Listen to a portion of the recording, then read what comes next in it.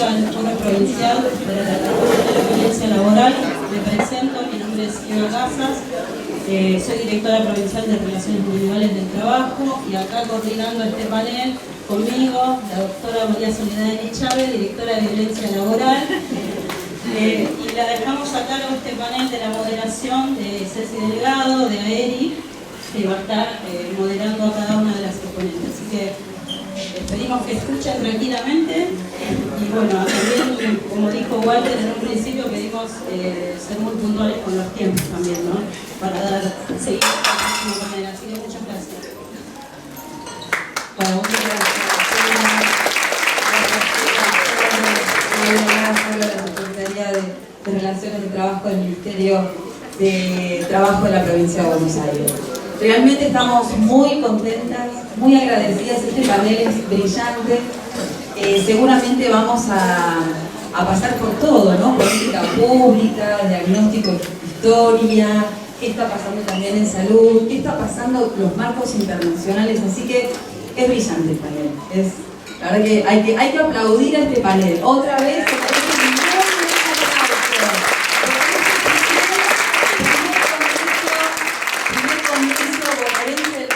realmente las mujeres estamos acá porque tenemos un horizonte político junto a nuestro gobernador Axel Kicillof, que nos está marcando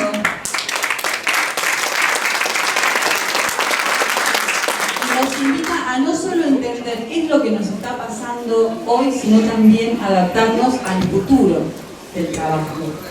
Y necesitamos esa conducción, ¿no? Conducción de estas mujeres que están a cargo de las políticas públicas. Y ahí empezamos entonces a presentar a la ministra de Mujeres y Diversidad de la Provincia de Buenos Aires, Estela Díaz. Muchas gracias. Adora Barracos, investigadora social.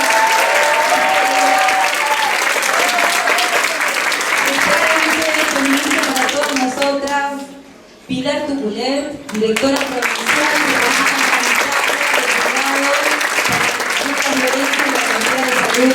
Provincia de Buenos Aires, a la sindicalista Carla Gaudensi, secretaria adjunta del secretario de la nacional.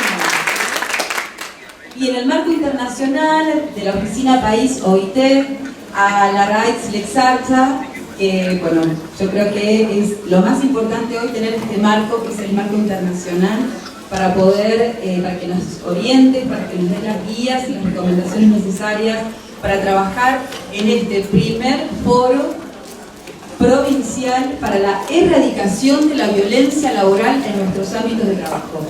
Así que arrancamos, agradecido. Te cuento algo, perdón. Yo tengo unas tarjetitas, me traje, porque como recién dijeron que nuestro ministro de Trabajo dijo que teníamos que estar a punto, así que tengo unas tarjetitas que cuando normalmente te voy a poner así como un tiempo, en un relojeo que miras para acá y ahí cerramos. Vale, perfecto, ahí estaré atenta, esperando no pasarme. Bueno, en primer lugar, buenos días, es un gran gusto para mí poder compartir este panel con las compañeras y la mañana y la jornada de hoy con ustedes. Y quería también traer el agradecimiento de la Oficina País de la OIT por la invitación a acompañarnos.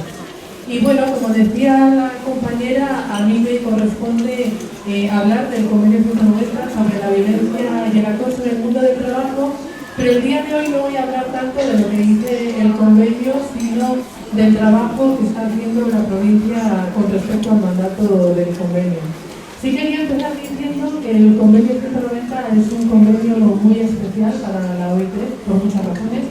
Es un convenio que se adoptó en el 100 cumpleaños de la OIT y además es la primera norma internacional que reconoce el derecho a un mundo del trabajo libre de violencia y acoso. No que no hiciera falta antes, pero bueno, ese fue el momento, 2019, cuando se pudo ratificar esta norma tan importante. Y cuando lo vemos que el convenio 190 es un convenio que apuesta mucho por la prevención, es decir, porque la violencia no suceda. Pero también tiene la parte que nos llama a establecer esos mecanismos mecanismos para que quienes viven violencia y acoso puedan interponer quejas, denuncias y puedan ser acompañadas y sobre todo pueda haber una reparación.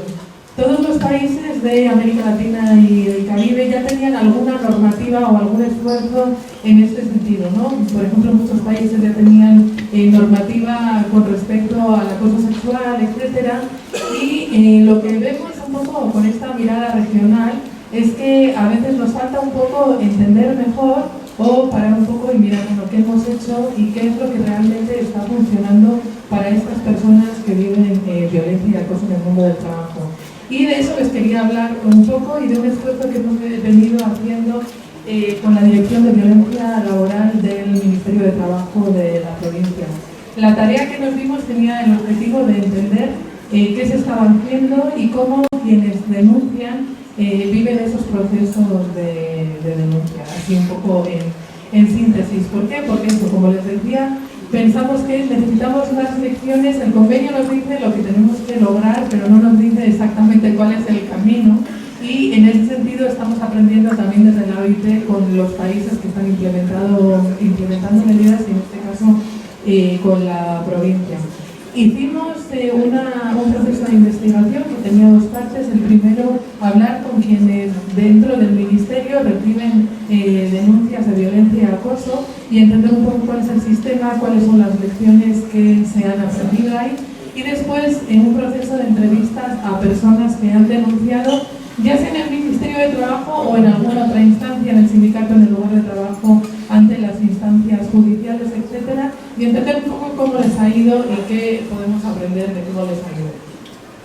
Primero, no voy a hacer el detalle de cómo funciona el mecanismo dentro del Ministerio de Trabajo, después las compañeras les pueden contar más detalle, pero sí tenemos algunos aprendizajes del proceso que ya se ha venido haciendo que creemos que son importantes a tomar en cuenta. Primero que, bueno, tras la adopción del convenio por parte de Argentina en 2022, el Ministerio de Trabajo de la provincia empieza a crear el servicio de atención y a crear un protocolo específico para atender situaciones de violencia. Y creemos que aquí hay diferentes claves de buenas prácticas que se han podido identificar. Primero, que hay un esfuerzo de capacitación permanente a todas las personas que están en muchas delegaciones, que no están todas en La Plata, y que de alguna manera hacen que quienes reciban la denuncia tengan elementos suficientes para saber cómo acompañar a esa persona, no revictimizarla, etc. Eso sin duda es algo clave. Pero también muchas veces cuando nos acercamos desde la OIT o los constituyentes nos piden un poco acompañamiento, nos dicen, es que ya tenemos un protocolo.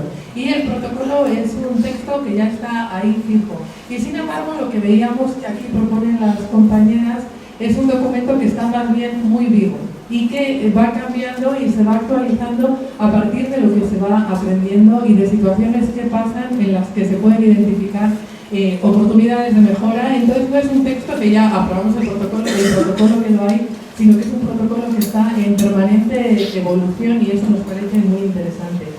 También nos parece muy interesante, y voy a pasar rápido porque tenemos poquito tiempo, el esfuerzo que se está haciendo por registrar la información y por generar datos y por tener esos datos disponibles. Porque finalmente cuando hablamos del mercado de trabajo tenemos mucha información, sabemos cuánto es el desempleo, cuánta es la informalidad, pero no sabemos con tanta certeza cuál es la prevalencia de la violencia y el acoso, y en ese sentido cualquier dato que se genera es muy valioso y hay que seguir apostando en ese sentido. Algunas otras cosas que se identifican que están en el ámbito de lo que necesitaría todavía fortalecerse, probablemente dotar a la Dirección de Violencia Laboral de más recursos y de más mandato, por ejemplo, con poder de inspección y sanción, que todavía es algo que tenemos pendiente. Voy a pasar rápidamente a lo que hemos aprendido de estas personas que denuncian.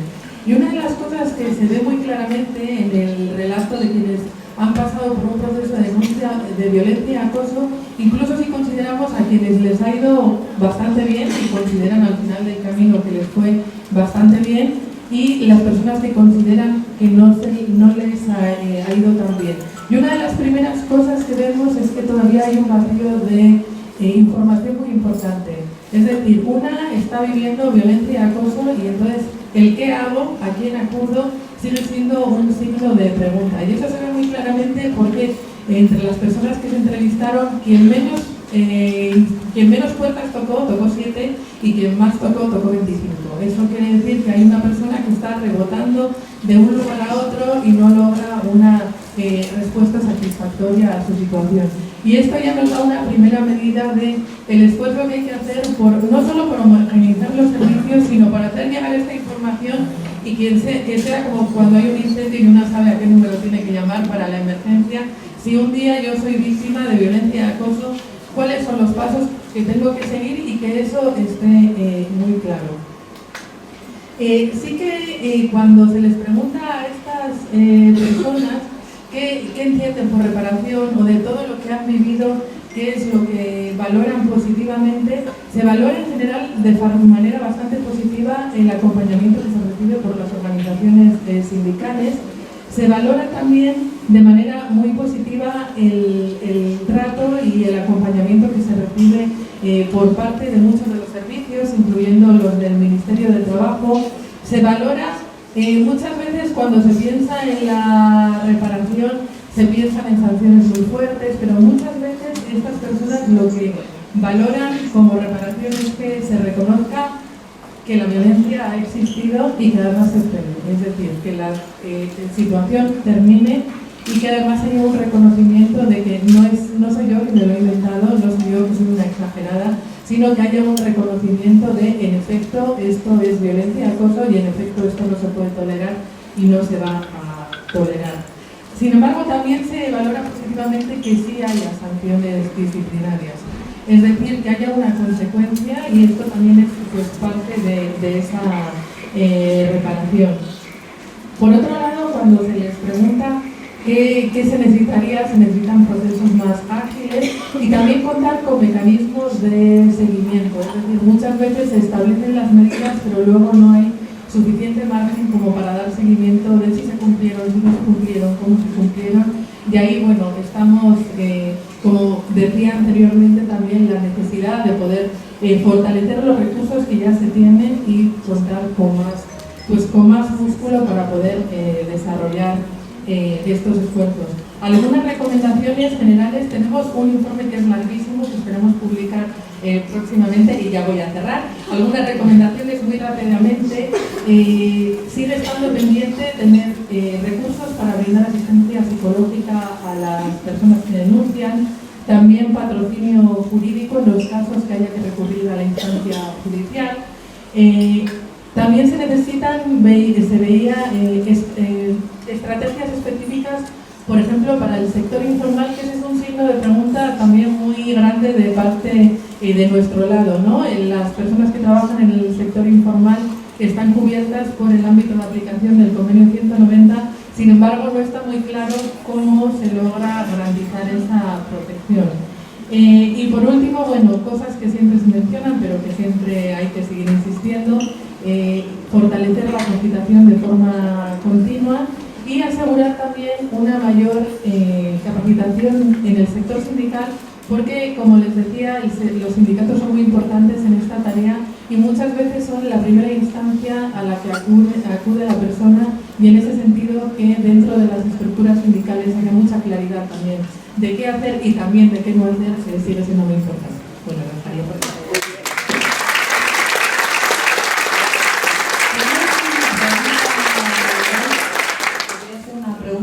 ¿Qué pensás con respecto, digamos, todas estas recomendaciones internacionales y cómo las podemos asegurar?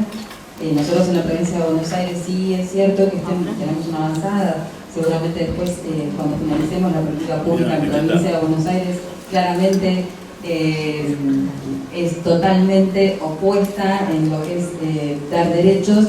¿Qué piensas con respecto a la quita de derechos de la reforma laboral a nivel nacional y cómo podemos lograr que estos estándares internacionales los podamos, estas recomendaciones internacionales no sean letra muerta?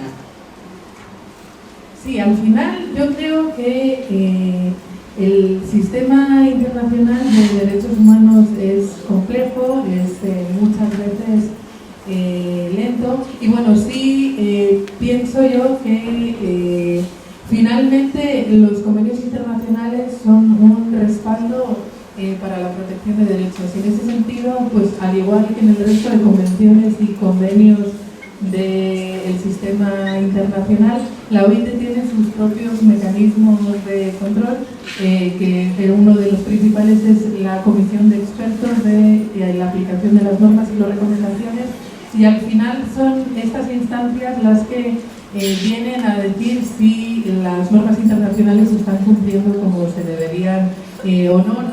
No tenemos tanto en el mandato de la Oficina País poder dirimir si se está cumpliendo adecuadamente o no, pero están estas instancias a las que los constituyentes y las organizaciones sindicales y también los estados y las organizaciones de empleadores pueden recurrir a estas instancias cuando se considera que no se está cumpliendo a cabalidad con lo que mandatan las normas internacionales, y bueno, en algún momento le corresponderá a la comisión de expertos referirse al respecto. Gracias porque ahí nos das el pie para escuchar atentamente a Carla Gaudensi, secretaria de Género de la Secretaría Nacional, secretaria adjunta de CIPREVA, que ha tenido una larga resistencia, ¿no?, en estos últimos años claramente, y bueno, un poco de eso se trata, ¿no?, poder contrastar las normas internacionales y qué les pasó, que nos cuentes, todas sabemos, pero que nos cuentes vos, que sos la voz en esto del recorte de derechos, de que el Estatuto del Periodista hoy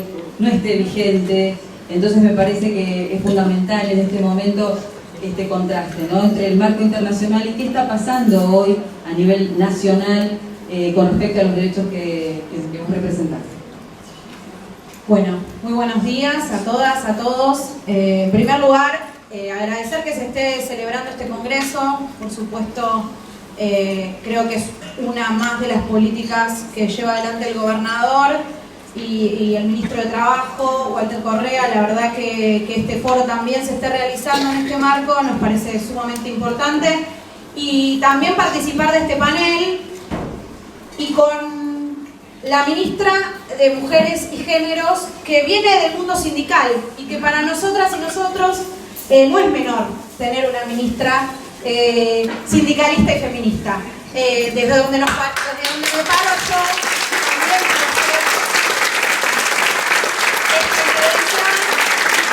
también estar con Dora, que es una referencia para todas nosotras.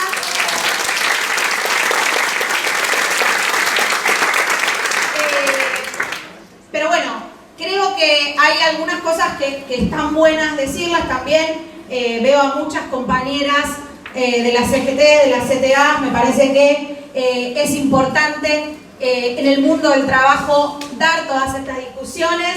Pero bueno, sin lugar a dudas, el convenio 190 y la ratificación, ¿no?, que incluyó varias campañas a nivel nacional, desde las centrales sindicales la llevamos adelante para que exista esa ratificación que en un momento, en un contexto político, venía a consagrar y a acoplarse a otras normas laborales que nosotros ya teníamos y que venía a, de alguna manera, consagrar y ser una conquista para todas nosotras en materia de derechos, ¿no es cierto?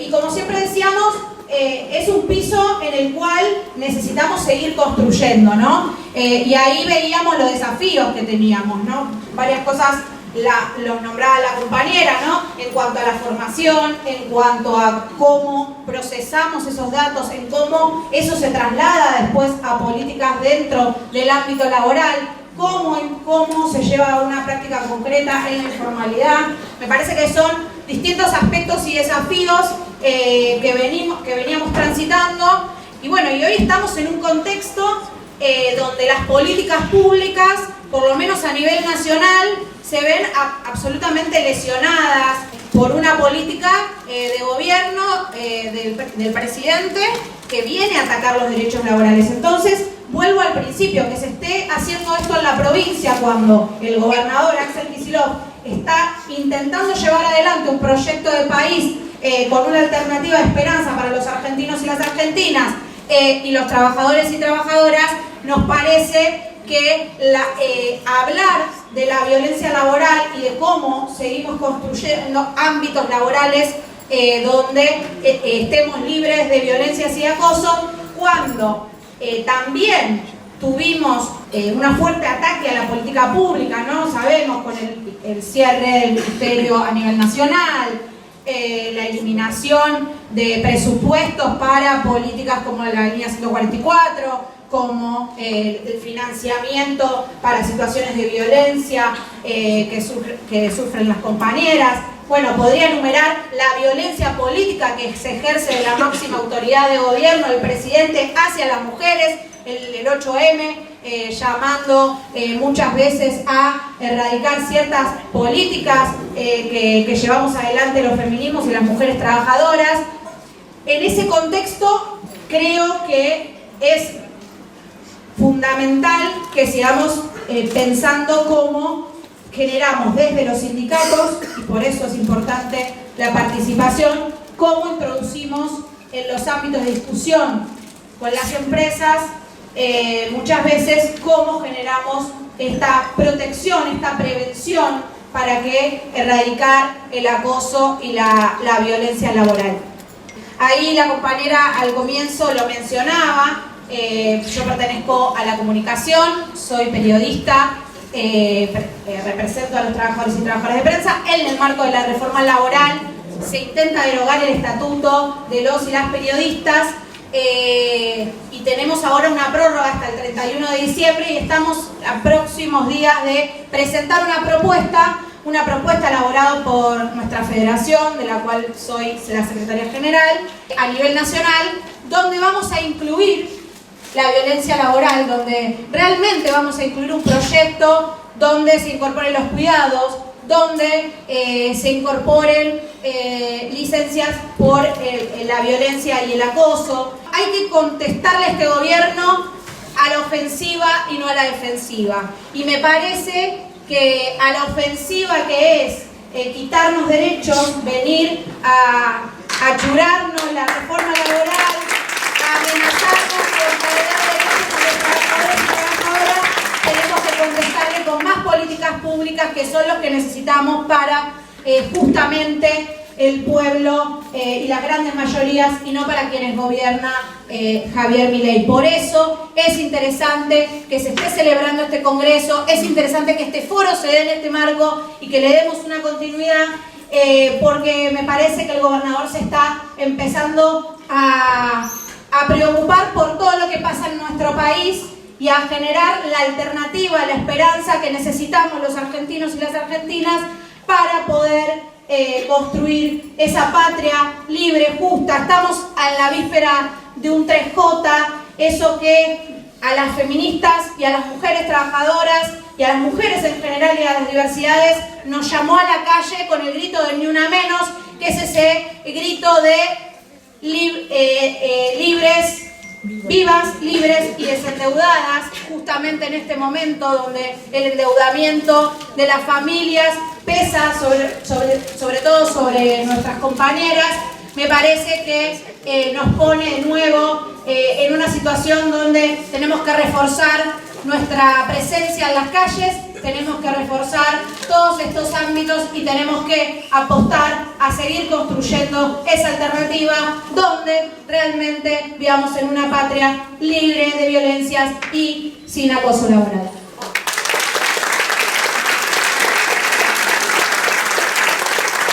Bueno, evidentemente a la compañera la identidad profesional, la identidad como sindicalista, o sea, está potenciada, y creo que eso, ¿no?, es la fuerza que tenemos las mujeres para responder con más organización, con más sindicalismo y con esta fuerza potente de una propuesta, ¿no? Ser creativas y transformadoras, creo que es por ahí. Por eso tenemos a Pilar que está a cargo de las políticas públicas de salud, que ha creado redes para contrastar las violencias en el ámbito de salud, no solamente para los pacientes, no los sufrientes, sino también para los trabajadores y las trabajadoras, quienes cuidan a los que cuidan. Así que bueno, Pilar, contanos un poco de ese plan gigante que bueno, llevan adelante con Axel Kicillof y Creplas.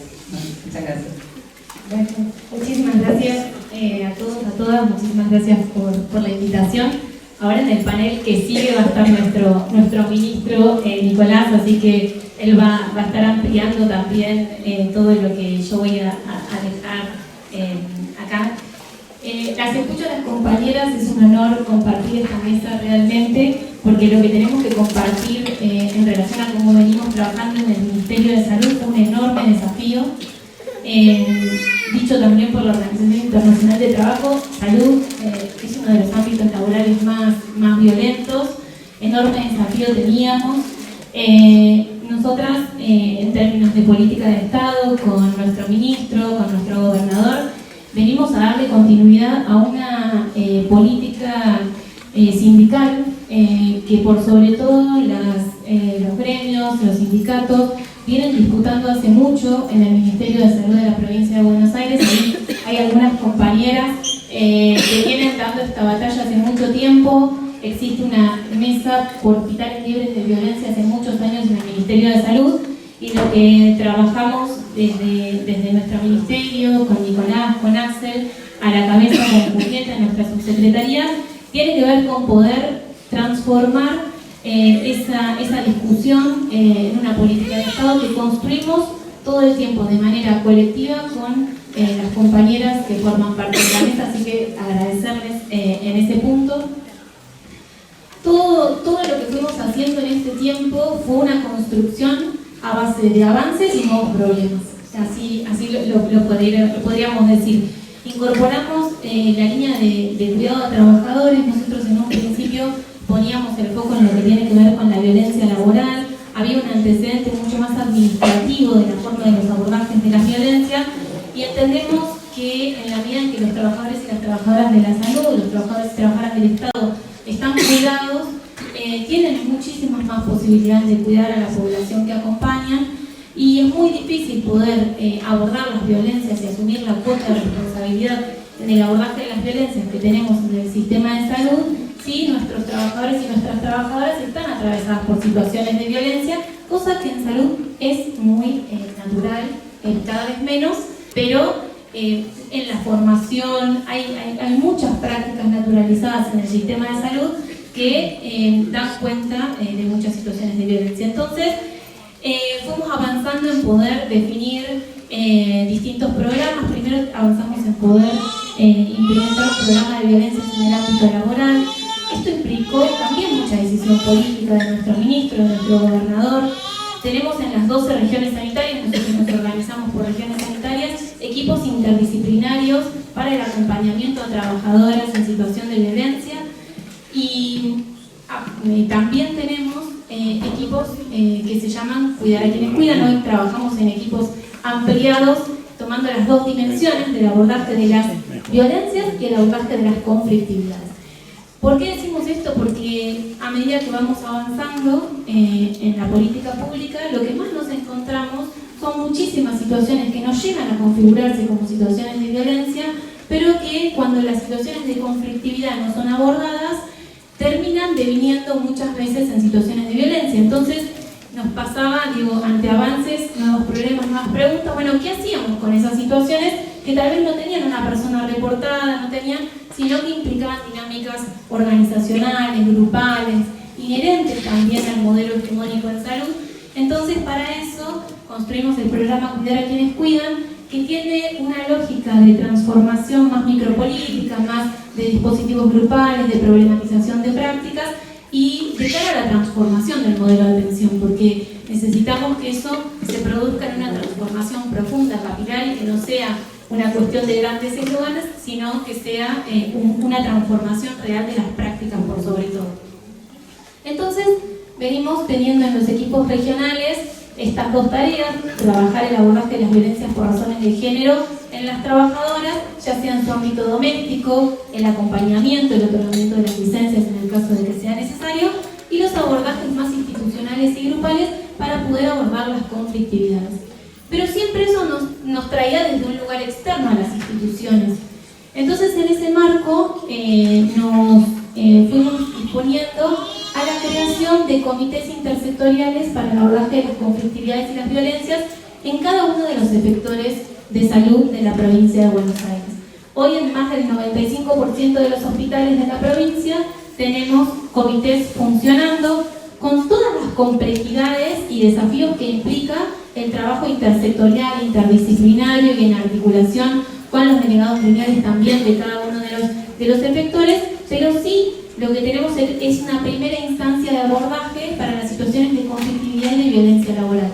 La compañera decía que las personas tocan un mínimo de 7 puertas. Nuestro desafío es que puedan tocar la cantidad de menores puertas posibles y que el comité sea ese primer lugar de recepción y escucha. Ya vamos a terminar. Acá tenemos compañeras de los comités, de los equipos regionales, todos que vienen haciendo un trabajo enorme porque resulta muy desafiante. Y poder plantear un último problema con una última propuesta que nos fue desafiando, que tiene que ver con el abordaje de personas reportadas. Nosotros tenemos muchísimas situaciones donde se reportan personas por situaciones de violencia laboral, por razones de género, de violencia laboral, y también nos pasaba esto, una vez que teníamos los primeros abordajes de las personas en situación de violencia, después teníamos un segundo desafío que es, bueno, ¿qué hacemos con aquellas personas que están reportadas?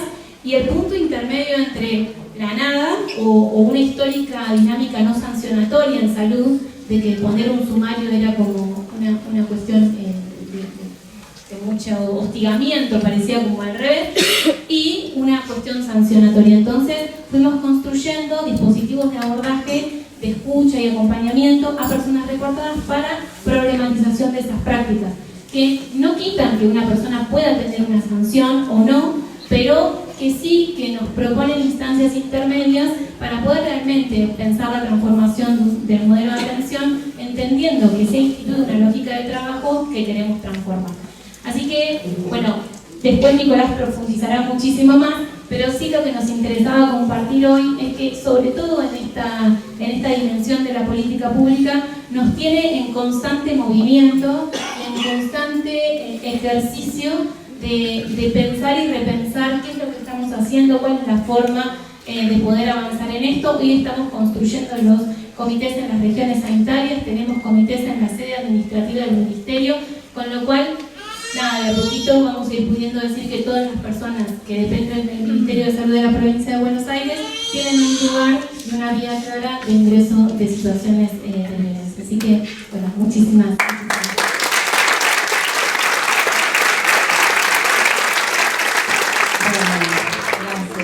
Más política pública. Y a esta política pública ahora vamos a...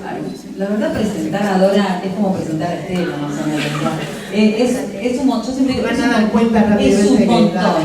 un montón. Pero sí, Dora, hay algo de decirte, digo siempre que sí, y que sos nuestra maestra, el patriarcado no descansa. No, jamás. Así que bueno, dale, todo tuyo. Gracias Ceci, gracias Claudia, muchísimas gracias.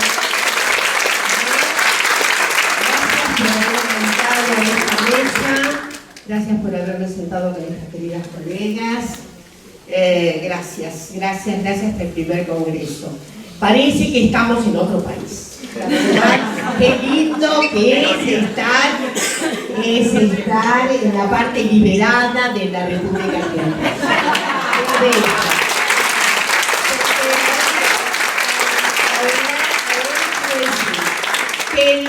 Que el acuerdo 190, que además es una ley, tenga una capacidad replicante activa, actuante, es en estas circunstancias contextuales y casi milagroso.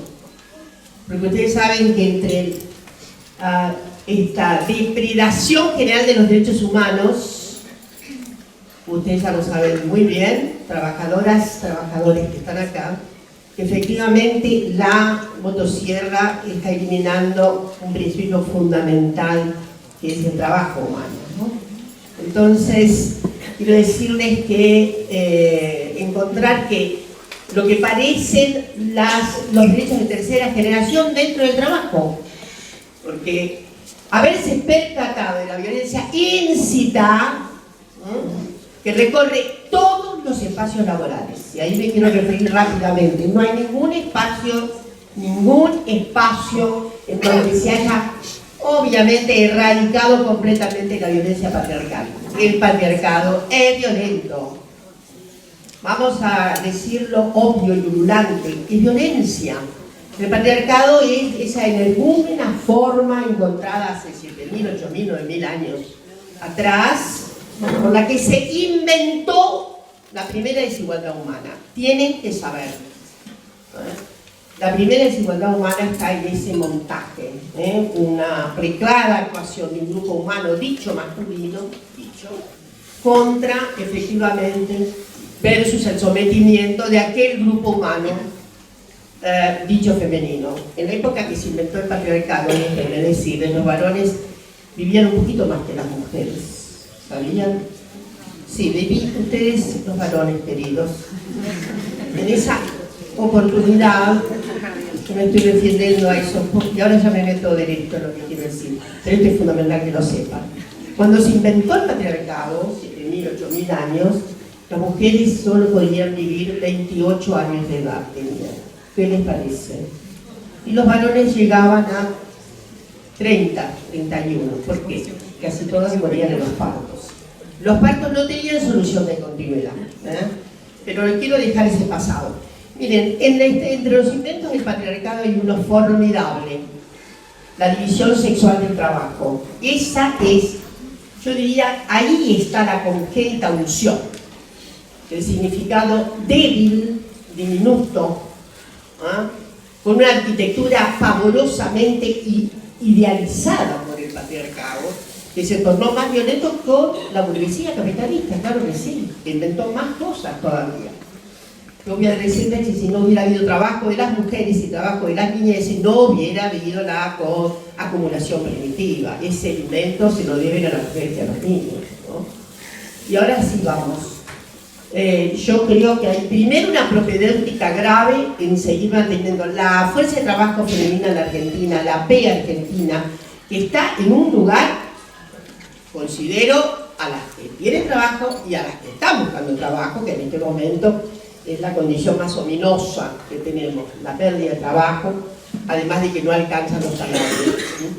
Pero quiero decirles que la Argentina hizo un salto cuántico impresionante en 40, 50 años, pasó de 37% a 38% en PEA, había mucho subregistro de la actividad económica de las mujeres, pero mucho subregistro históricamente.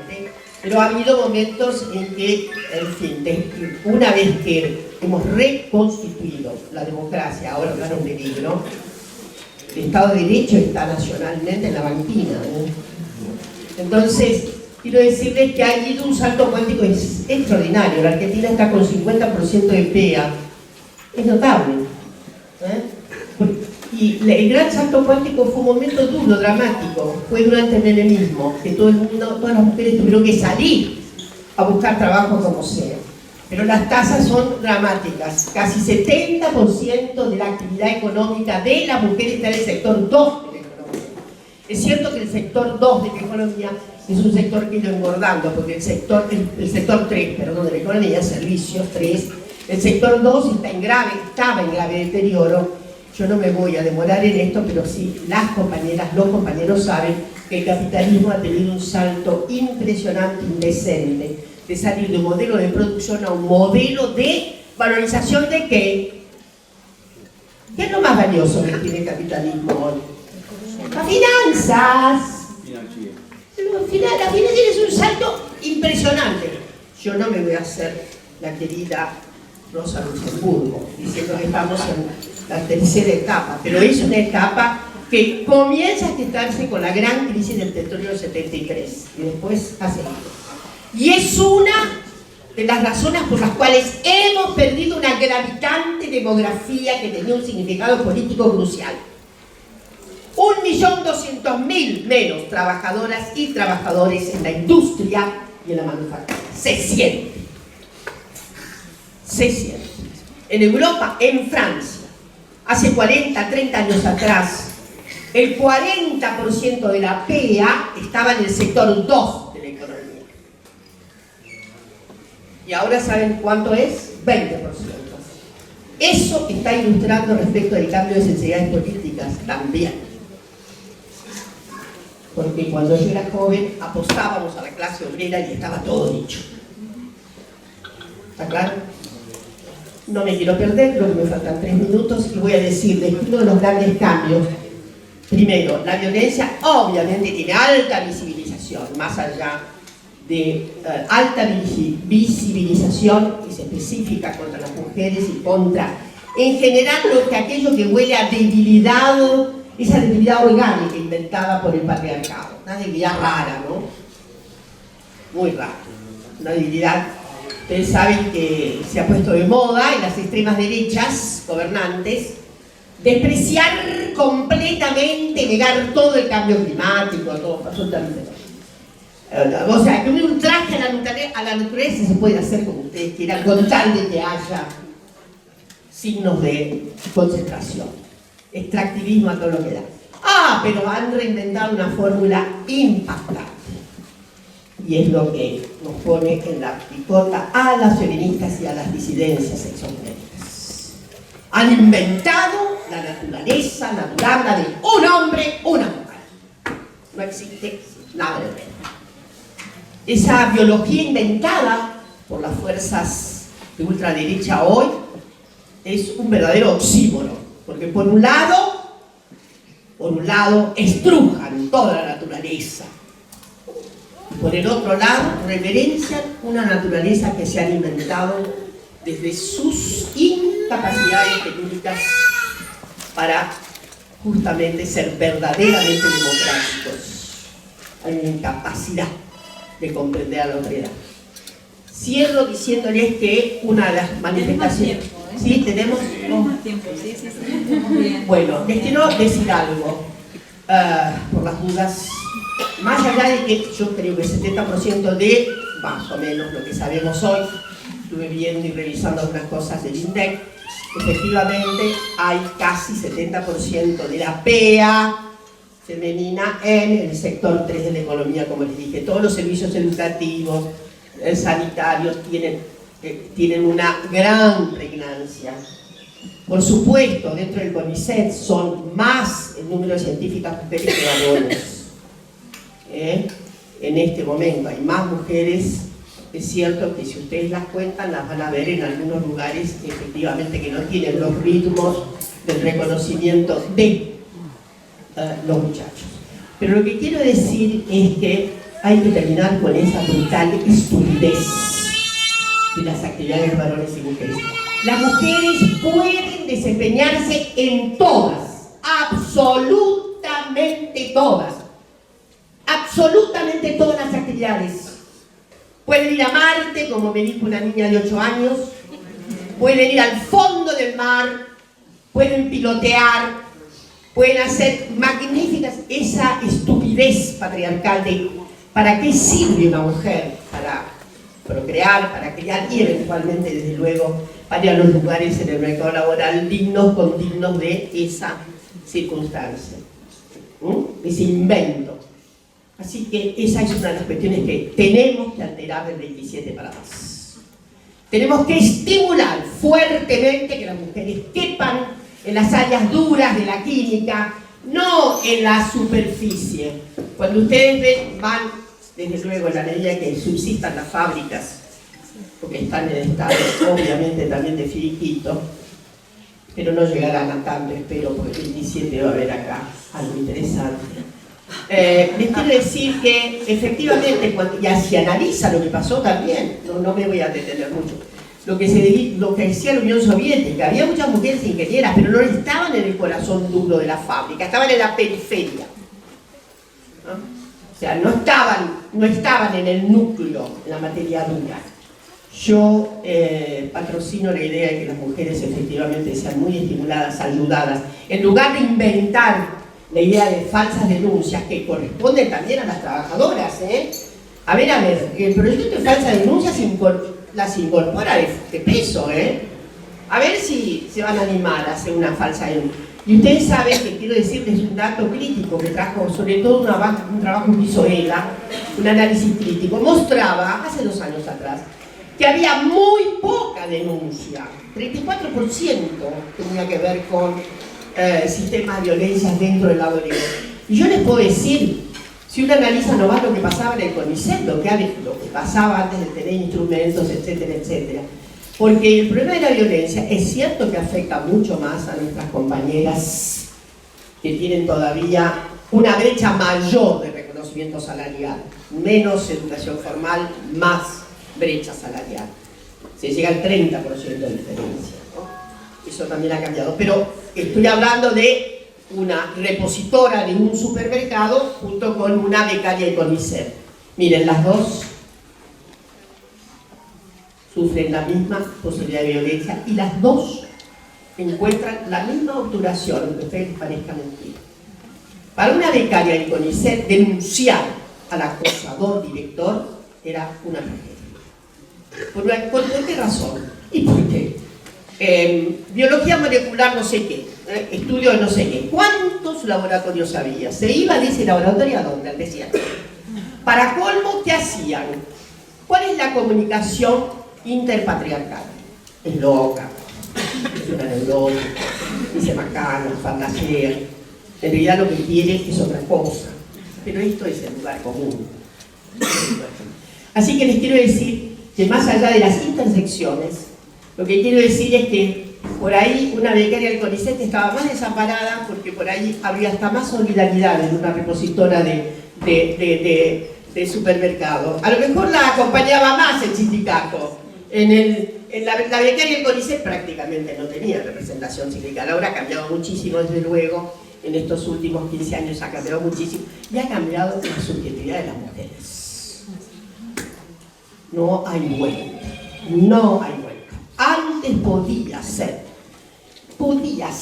que alguna se contentara con algún chocolate. Pero ahora no. Ahora no hay. Quiero terminar diciendo que necesitamos resolver el problema de la pluriactividad femenina, todas las actividades. Desde luego, dejo para esto, como eso es espejo una ley sobre cuidados.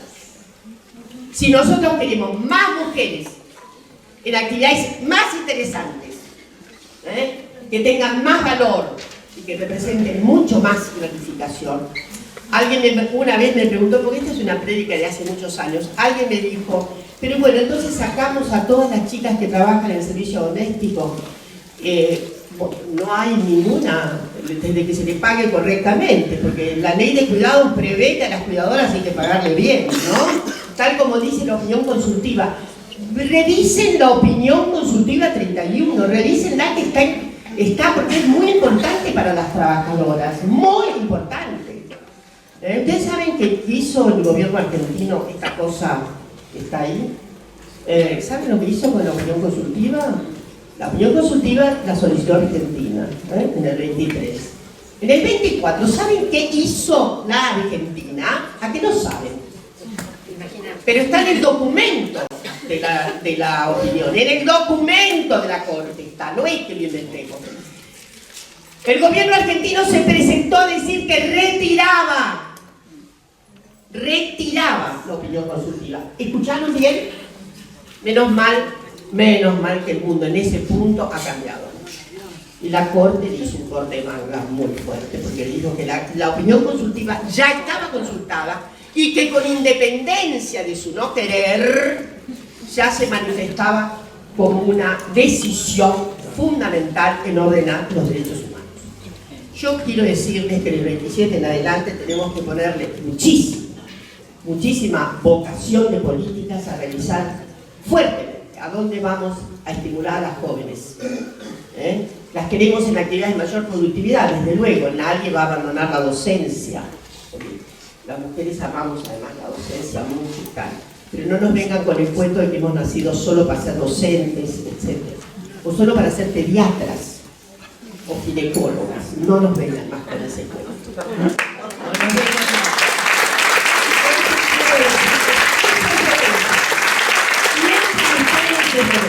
Y por último decir, pedimos a los queridos sindicatos que siempre están de pie, más allá, voy a decir algo, la vez pasada decían, ¿cómo los sindicatos no están en el paro general? Así nomás, tan fácil es hacer un paro general. Pero es impresionante, ¿no? Eso también requiere una instrucción. A ver, anda, hacé. Mujeres, bonito. Sobre todo en épocas, miren, hay una teoría tremenda de la huelga general, que no es invento de Dora, es una cuestión que en historia le hemos trabajado muchísimo. Un paro se hace en condiciones de posibilidad. ¿De qué? De triunfo. Cuando decae la oportunidad laboral, obviamente la fricción se repliega, pero eso es más. Tiene que haber una oportunidad, y a mí me parece hasta extraordinario lo que está ocurriendo, porque en esta zona crítica que nos ha tocado vivir, en esta zona de deterioro, de abandono, en esta zona de crueldad, me parece hasta maravillosamente sofisticado que los sindicatos paren, que los sindicatos hagan lo que están pudiendo hacer. Y quiero decirles, pero tienen obligaciones. La obligación que les pedimos a los queridos sindicatos, que en general están en manos de varones,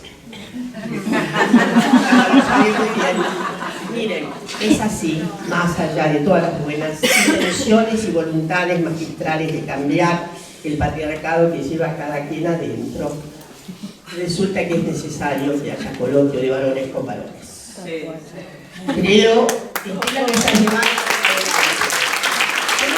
que hay que pedagogizar la vida sindical para que los varones entiendan que hay también un patriarcado que también les ha enhebrado aspectos horribles. Hay femicidios brutales, estamos con una tasa brutal en este momento. Pero además, muchos homicidios tienen como causa dominante la brutal concurrencia a la violencia que solicita una arquitectura de ser varón en este país. Cuídense, déjense de poder y cambien la arquitectura patriarcal, porque también históricamente les está gastando la posibilidad de la dignidad. El feminismo, lo voy a repetir porque últimamente se me ocurre repetirlo así, no es cosa de mujeres. Es un asunto para dignificar la vida humana en general.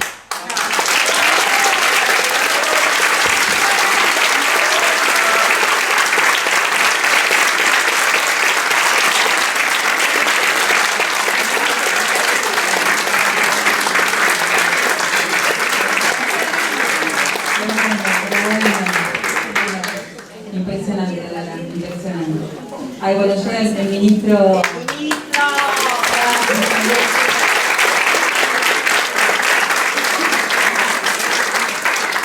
Muchas gracias.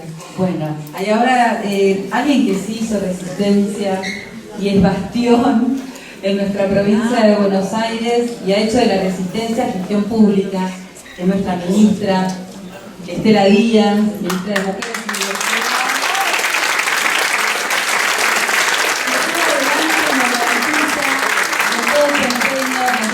Con todo su equipo, es todo esto, ¿no? Un poco qué es esta historia, todas estas normas internacionales y cómo nos llevas adelante vos, trabajo, empleo público, digo, en la provincia de Buenos Aires y también para las compañeras que no son de la economía estatal, pero realmente siempre agradecidas, Estela, a tu lucha en la gestión pública. Así que bueno, gracias. Bueno, muchísimas gracias. Bueno, buenos días. La verdad que con un enorme entusiasmo y expectativas por este primer Congreso del Trabajo bonaerense, como acá se señaló, reconocer en esto al gobernador, al ministro de Trabajo Walter Correa. En este tiempo es además también una actividad de resistencia federal. Y de hecho así se ha demostrado porque tenemos una gran presencia federal en este Congreso del Trabajo y volver a poner el eje en que el trabajo es el organizador de la vida, de la comunidad, de la sociedad, de la soberanía, y entonces allí es donde debemos discutir este tema como fundamental en este tiempo. Y bueno, y desde acá, como se señalaba, como lo señalaban, un gusto compartir esta mesa, todas las compañeras que me antecedieron, discutir todos los aspectos que hacen a el trabajo digno, de calidad, a los desafíos que tiene el trabajo en un contexto de transformaciones de tales dimensiones como es realmente la inteligencia artificial.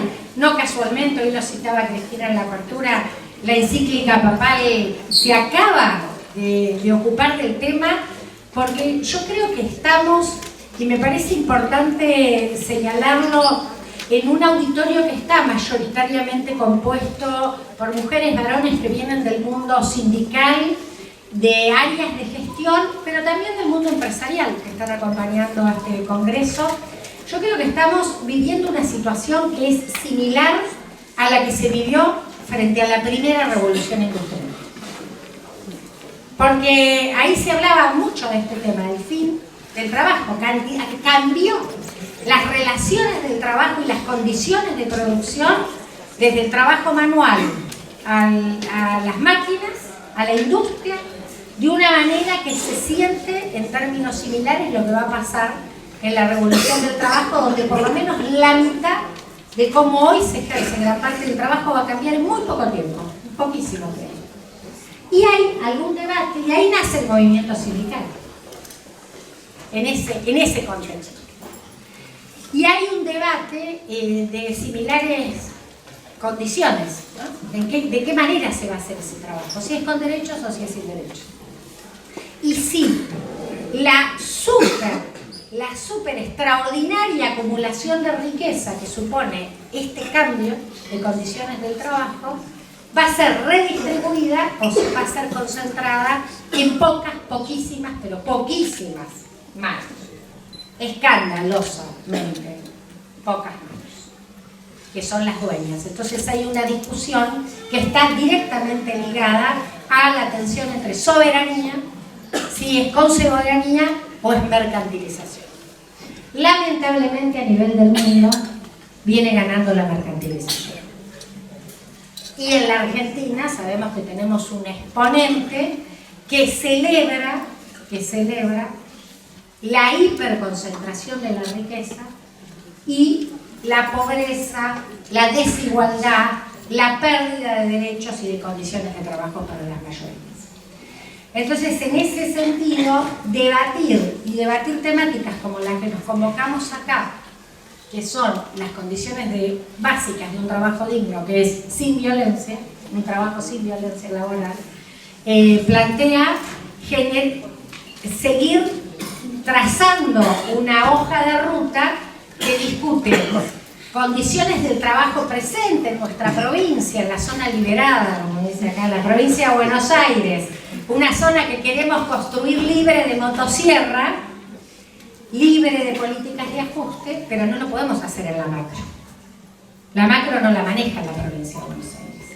Por eso también este es un debate que nos tiene que ayudar a contribuir a construir la hoja de ruta del futuro, del nuevo camino, del otro camino, que hay que plantear, donde estos temas tienen que ser el centro del debate, el centro de la discusión. Y yo quiero en ese sentido destacar, acá se comenzó hablando del convenio 190 de la OIT contra la violencia y el acoso laboral. Tuve la enorme oportunidad de estar en la conferencia de la OIT que adoptó este convenio allí en Ginebra. Ahora va a estar ahí a defenderlo en estos días. Muchos de los que están acá van a estar en estos días allí. Y quiero destacar algo, porque acá hay una relación que es indispensable entre lo que tenemos como concepción de política de Estado. Hay un rol del Estado ineludible, pero nuestra concepción del Estado siempre está absolutamente vinculada a la concepción de las organizaciones libres del pueblo y especialmente las sindicales. Y eso es un compromiso, una convicción del gobernador Kicillof.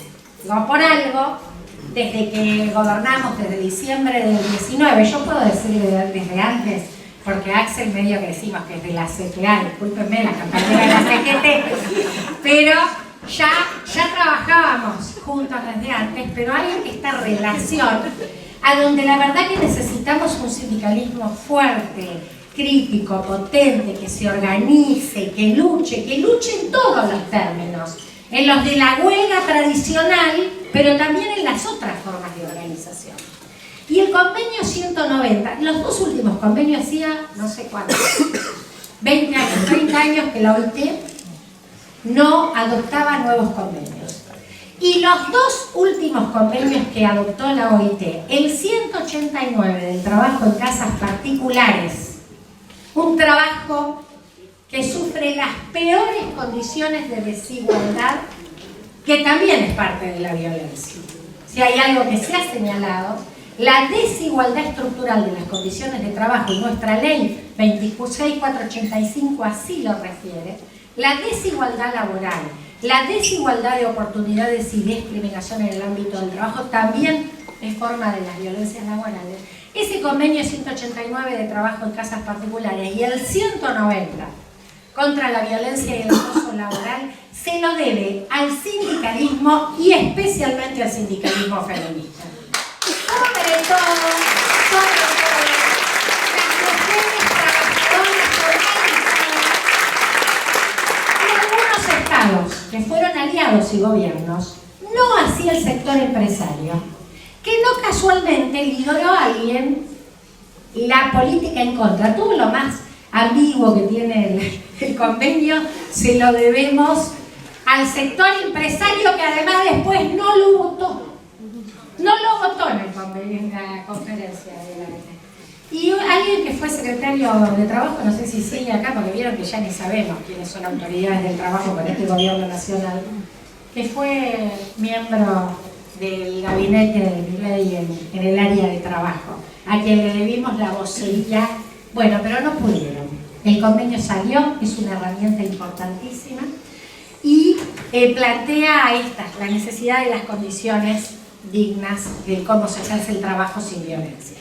Y en ese sentido, compartir con ustedes algunas de las cuestiones que venimos haciendo desde la provincia de Buenos Aires y que nos parece que marcan y cerrar con algunas de las que creo que están pendientes y que por algo debemos pensar que nunca se han logrado. Pero voy a decir algunas de las cosas que sí. Cuando nosotros llegamos al gobierno de la provincia de Buenos Aires, nosotros no tenemos competencia directa. La ley de contrato del trabajo nacional es la que fija las condiciones del sector privado. Sí tenemos competencia sobre el empleo público. Y teníamos una ley de licencias por violencia de género que nunca se había reglamentado. Y lo primero, en enero del 2020, el gobernador Kicillof sacó el decreto que reglamentó las licencias por violencia de género. Y a partir de ahí se construyó una práctica que incluso fue el antecedente de otro instrumento que sacamos posterior, que fue los equipos interdisciplinarios para abordar las licencias por violencia de género en todos los organismos del Estado. Hay 41 ministerios, organismos de la Constitución, órganos de control, todos crearon estos equipos interdisciplinarios. Y miren, cuando llegamos a la gestión estuvimos abordando denuncias de violencia laboral que en algunos casos fueron hasta violación, que habían ocurrido hacía 3, 4, 5 años. Violencia física, psicológica, que no tenían ámbito para que se trate en la administración pública provincial. Ni que hablar de la mujer antecedente gobernadora, que lamentamos nosotros profundamente que nuestra primera gobernadora haya sido de derecha y haya despreciado tanto el empleo, el trabajo público y el Estado. Ya sabemos también claramente que un cuerpo femenino no garantiza ni conciencia de clase ni conciencia de género. Eso se construye con política, con militancia, con participación. Entonces eso hicimos, y ese fue un antecedente mucho más incluso que solo tramitar las licencias por violencia de género, porque dio la oportunidad para que se trabaje en la prevención, para que se trabaje en talleres, para que se trabaje... Bueno, y parte como eso, Pilar nos contaba, herramientas que se fueron construyendo de otros ámbitos, como el propio programa de violencia que el sector salud desarrolló y generó para todos los hospitales, para todos los ámbitos, colocando estos temas de manera central. Luego, con empleo público, se implementó el protocolo marco de abordaje de la violencia laboral en todo, como una gran herramienta, pero una herramienta flexible, una herramienta que debía adaptarse en cada ámbito de trabajo, porque tenemos competencias muy diferentes, objetivos institucionales muy diferentes, depende el ámbito laboral en el que estemos, el ministerio, el organismo frente al que estemos. Así que eso es lo que se hizo. Y la otra gran herramienta en la que venimos trabajando muy decididamente es la ley Micaela Bonaerense. La ley Micaela Bonaerense en la provincia de Buenos Aires es una realidad, no es nada más que como la distancia cuando es entre la norma y la aplicación de esa norma. Esa es una norma viva que se está implementando, que todos los ministerios y organismos, y es una herramienta fundamental porque además plantea que todos los trabajadores y trabajadoras de la administración, desde los cargos jerárquicos hasta cualquiera de los niveles donde se trabaje, tienen que estar formados en perspectiva de género y en prevención de las violencias y sensibilidad frente a las violencias. ¿Por qué? Y porque es un derecho básico de todos y de todas nosotras. Y además se alentó los comités mixtos que estén en todos los espacios del trabajo, porque además lo otro que ha funcionado todo el tiempo en la provincia de Buenos Aires, desde que Axel es gobernador, es las mesas paritarias y sectoriales que han ido trabajando todas las temáticas de condiciones del trabajo, y entre ellas las licencias para cuidado, la ampliación de las licencias por nacimiento, de las licencias por cuidado. Hoy es muy difícil seguir ampliando esto porque las políticas de ajuste nacional afectan enormemente la economía, no solo el robo de recursos que la nación le hace a la provincia y no las transfiere, sino también el ajuste económico que afecta al conjunto de la actividad, la destrucción de trabajo, y además, ¿qué sabemos que funciona como disciplinador social? Y la amenaza del desempleo, la pérdida de derechos laborales, eso de por sí ya es un disciplinador para que nos banquemos, que nos maltraten, que nos acosen. De esa manera funciona, y de esa manera funciona otra cuestión muy fuerte que tiene el gobierno nacional, que es la violencia con la que ejercen su mandato de gobierno. La crueldad, la violencia, el odio, la discriminación como sistema de gobierno, porque eso es sistema para el manejo en las redes, bueno, eso permea en la sociedad de una manera claramente que, y cómo capilariza, creo que vamos a poder ir leyéndolo con el tiempo, ¿no? El impacto que en nuestra sociedad tiene eso. Bueno, escudo y red, dice Axel siempre, tenemos que seguir construyendo ese escudo y red, y voy a cerrar diciendo que ahora, en un ratito, otra de las cuestiones que esta provincia de Buenos Aires va a seguir construyendo en el sentido de que el trabajo es la prioridad, es volver a organizar la Comisión Tripartita de Igualdad de Oportunidades.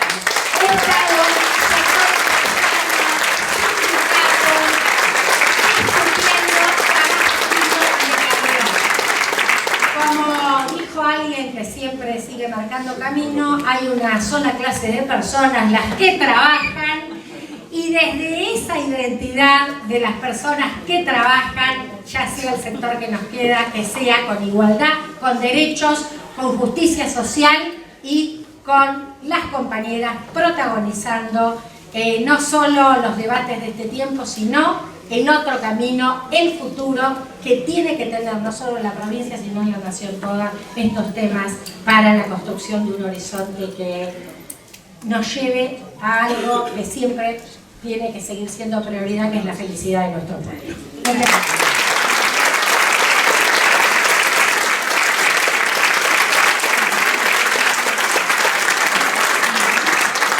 Muchas gracias. No hay mucho más para decir con todo esto, con toda la política pública que trae Estela de la mano de nuestro gobernador Axel Kicillof, camino al 2027. Tenemos que seguir militando este congreso. Damos formal apertura entonces a este primer foro de violencia para la erradicación de la violencia laboral en el primer congreso del trabajo bonaerense, y a seguir militando de cara al 2027. Yo creo que nos vamos con todas esas ganas.